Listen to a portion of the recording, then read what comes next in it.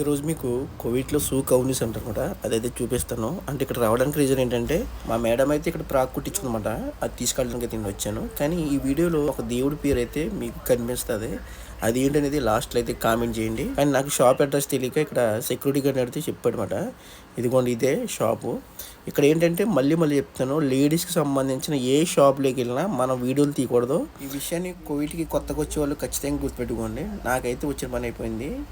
అయితే నేను ఈ వీడియో చేయడానికి మెయిన్ రీజన్ ఏంటంటే చూడండి ఇక్కడ ఈ మాల్ ఎంత అందంగా ఉంటుందంటే ఇది నాకు తెలిసి కువైట్లో ఇదే పెద్ద షాపింగ్ మాల్ సూక్ అవనీస్ అంటారన్నమాట.